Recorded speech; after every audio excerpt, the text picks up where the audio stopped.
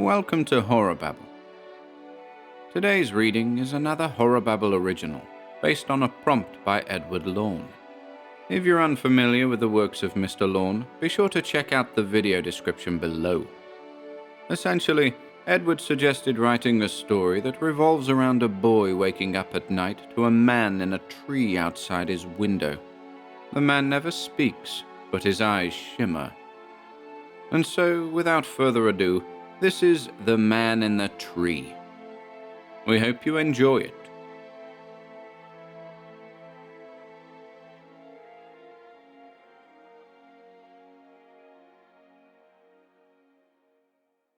The Man in the Tree by Ian Gordon, based on a prompt by Edward Lorn. With thanks to our producers, Ashley Lindsay, C.S. Pace, Robert Daniel Pickard, Eliah Reese, and Wes Sale. Michael wasn't your typical teenager. Instead of devoting his time to the relentless consumption of internet pornography, as his school friends felt compelled to announce on a daily basis, he spent his evenings exploring the darkest corners of the World Wide Web in search of the weird and the wonderful. This wandering, as the 13-year-old put it, exposed his adolescent mind to subjects such as ufology, cryptozoology, mentalism, and hypnosis. He found the latter to be especially interesting. As late-night television was ending one night in the autumn of 1997, Michael lay back on his bed and gazed at the ceiling. His goal was to achieve a state of deep relaxation, a state of mind synonymous with the ever-appealing concepts of astral projection and lucid dreaming. It had become a nightly ritual, owing to the shared experiences of anonymous forum members on the popular website Know Your Fear. The teenager masqueraded there under the moniker 2-Bit Friendly. To reach this state of deep relaxation, a method known as the rollback was employed. The would-be meditator would find a quiet place in which to lie, roll his or her eyes back, and await the onset of a rather uncomfortable burning sensation. This burn, as it was described online, was to be endured for a short while, to purge one's head of distracting thoughts. Returning one's eyes to their resting positions would result in a brief sense of euphoria, a state of pure relaxation, the forum post had concluded. A strange practice for a 13-year-old, some might say, but Michael's enquiring mind had to be satiated. Quickly succumbing to the burn, 2-Bit Friendly closed his eyes. The room was quiet. The muted television spat static into the room, striking lamps and bedposts, casting shadows and secrets. Michael's bedroom occupied the entirety of a loft space, in which vast Velux windows dominated steep, vaulted ceilings. During the day, the view over the back of the Schakowsky household held the charm of a Monet landscape. A grove of willows occupied an impressive yard, the far end of which overlooked a brook and the expansive Wilderswood. After dark, 2-Bit Friendly's vista was reduced to nothing more than a dark horizon of forest canopy, and the finger-like limbs and crooked extremities of a lone silver birch. Out there in the night, something unseen triggered the Pickard security light next door. Michael lay unaware of the change, though the glare of the television, the glow of the security light, and the softest hint of moonlight worked to influence the colorful shapes he perceived beneath his heavy eyelids. Entranced by weird kaleidoscopic figures, the boy drifted into a deep, albeit unintentional, sleep. In the depths of slumber, the wanderer encountered a stranger. Michael was strolling through the tops of the Wilderswood, quiet, rarely frequented thoroughfares known only to locals. The sun was low, casting that inimitable orange glare across the forest floor. Among the thickets and the thorns, he caught sight of 2 distinct orbs of light, emanating from what appeared to be the silhouette of a man.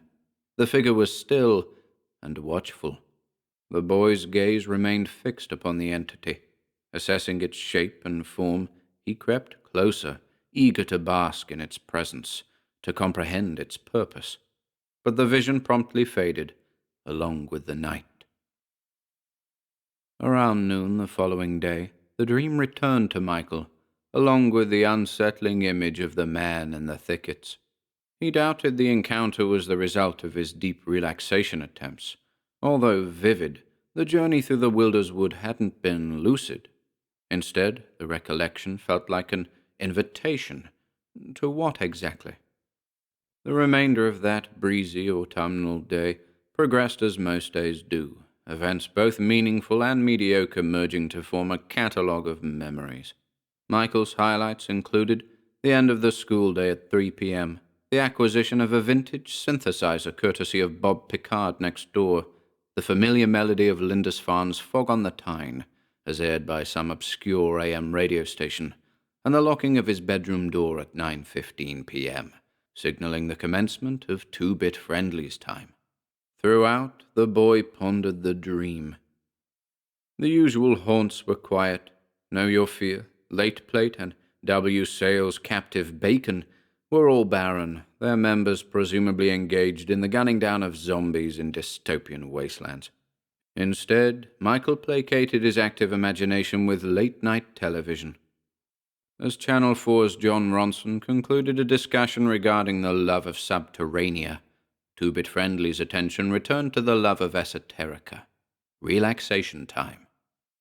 The burn worked its magic, and Michael closed his eyes, allowing the moment of elation to cloud his thoughts. Static from the portable television filled the room, and again something unseen triggered the security light next door. With it came another source of light, and it was this that prevented the wanderer from dreaming. As the boy fought against the lure of sleep, unwanted thoughts crept into his mind, resulting in an awareness of the new source of light pressing upon his eyelids. Slowly he opened his eyes. The television clicked onto standby. The security light illuminated the bottom of the bed, animating the limbs of the lone silver birch as they bobbed up and down in the night air. Glancing upwards, Michael saw the stranger instantly. Up in the tree, perched owl-like upon the scrawniest of branches, the man with the luminous eyes watched. Quietly and rhythmically, the stranger blinked, and as it did so, its eyes flashed. The boy wanted to liken the experience to that of the previous night, the sleepy prowl through the tops of the Wilderswood, the stars above the curling canopy, the fearsome glare of the silhouetted stranger. But it wasn't the same. The being had substance, and despite the boy's silent prayers to be rid of the bird-like creature and its intrepid stare, it remained. Beheld by its mesmeric gaze, Two-Bit Friendly sank deeper and deeper into the trance. Its shimmering eyes imparted intent, but as the data it transmitted began to organize itself, the man in the tree disappeared. The following day, an exhilarated Michael Szykowski hurled himself into the family library. His father, a Polish historian and occult enthusiast, kept numerous volumes on the Fortean and the unexplained. One such volume, The Missing Persons of Britain's South by A. Lindsay, explored the concept of a being known as the Mass, a dark, vaporous cloud, which was said to have materialized in woods and forests throughout the southern counties of England in the late 70s. This amorphous shape, lacking any acceptable definition, had allegedly communicated with individuals using bright, flashing lights. Several eyewitnesses went so far as to suggest the being was some sort of extra-dimensional entity, a visitor from another plane of existence, here to relate something of vital importance to the well-being of mankind. A related article spoke of the relationship between flashing lights and binary numbers, furthering the concept of using binary code to communicate with extraterrestrials. Michael had an idea. Perhaps he could establish a dialogue. A torch would do it, and although random flashes directed at the stranger would undoubtedly equate to gibberish, the entity would at least know Michael grasped the method of communication. Into the early hours, the boy prepared for his next encounter with the man in the tree. Turning the television off just after midnight, he ensured his view of the silver birch was uninterrupted and sat on the bed, torch in hand. The stars were bright overhead. A gentle breeze set the scene. The silver birch swayed in the night, its crooked limbs looming menacingly, suggestive of unlikely entities and dangerous secrets. Seduced by the ever-changing shadows surrounding him, Two-Bit Friendly succumbed to the call of sleep. As before, Michael found himself amongst the aging trees of the Wilderswood, again captivated by its undulating knolls and countless groves. Sunlight beamed, setting the foliage alight. Between the thickets and the thorns, the silhouetted stranger was waiting, its shimmering stare fixed upon the approaching teenager. Nearing the figure, the boy found himself in the grip of fear. The hands of his vacant body in the waking world clutched the torch, but in the depths of dream there was nothing there to grasp. The stranger would go undazzled. Under the protective limbs of a sycamore, the boy gulped as the figure emerged from the shrubs. Silently it skulked across the leaf-strewn forest floor, its bright eyes never leaving him. Into the sunlight it strode, and Michael saw the horrible truth. The man that wasn't a man, the being with eyes like stars, was nothing more than a computer-generated image, a mass of pixels. The rendering ambled forth, its polygonal limbs animated with determination. Its glowing eyes widened, and the boy peered into them. Two-Bit Friendly shot up in bed, his hand still wrapped around the torch. In a frenzy, he clicked the torch on and off several times, desperate to communicate with the being. But he was quite alone. Numb from the nightmare, Michael sat in silence, pondering that most incredible vision he'd glimpsed in the eyes of the man in the tree. The following day, Michael donned his peer-shunned boots and rain-mac and headed out into the Wilderswood. He'd awoken abruptly that morning, his head filled with visions of the pixelated stranger.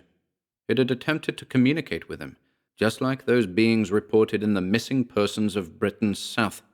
The boy was certain the man in the tree had imparted a message of profound importance, and he was determined to recall it. The golden thoroughfares of the Wilderswood welcomed young Michael, providing both shelter from the misty morning rain and a quiet place in which to reflect upon the encounters. He crossed the wooden bridge by Crook's Corner and past the grove of elms. He traversed the sandpits of Oliver's Copse and beheld the 12 stones, before finally ascending the steep embankment to the tops. Among the thickets and the thorns, the boy crouched, focused intently upon the memory of the thing that had dwelt there in his dreams. Something came back to him. Deep within its shimmering eyes, Michael had observed rows and rows of numbers, zeros and ones. Fortunately, he was good with numbers, a gift passed down through the generations on his father's side. If the man in the tree had employed binary code as a means of communication, could further nocturnal meetings lead to unequivocal understanding? As the hours slipped by, the boy's unconscious mind processed the sequences of numbers he'd observed. Somehow it was effortless. The great tapestry steadily revealed itself, proffering passing glimpses of the strange world beyond those glowing eyes. Vast banks of terminals were revealed to him, in front of which stood tall, androgynous humanoids, each seemingly at work. Above the terminals were complex gantries, interspersed with pipes, conduits, and walkways, and there the boy saw further humanoids, monitoring the activity below with indifference. Later, having returned to the relative comfort of his bedroom, the visions concluded, as Michael observed yet more entities, each engaged in the act of design, architecture of the most grandiose kind, deserts and mountains, rivers and oceans, towns and cities, flora and fauna. And then it was midnight. Michael prepared for the burn. Submitting to the heat, he closed his eyes and fell into a reverie. The concept of time dissipated, leaving Two-Bit Friendly alone in a void of his own making. Into the void came the man in the tree. Opening his eyes, the boy once again beheld the figure. In its gaze, the fragmentary visions he'd processed throughout the day were unified, and in an instant Michael understood. The man in the tree was an architect, one of many. It and its colleagues had constructed an experimental workspace, a virtual realm in which to study the concept of intelligence. It was merely a spectator, it revealed, but had grown to empathize with the plight of its creations, wishing to deliver a message of warning. The architects were about to conclude their experiment, it said, and in doing so would terminate the program, erasing it completely from the titanic databanks that filled a chamber the size of a city. It was unfortunate, it inferred, that in this case, life manufactured life. The man in the tree had come to Michael as a friend, an extra-dimensional interloper, attracted to the boy with an aptitude for mathematics and a love of the arcane. As it transmitted its final string of zeros and ones, its shimmering eyes shed luminous, cosmic tears. 2-Bit Friendly blinked, and both the man in the tree and the universe disappeared.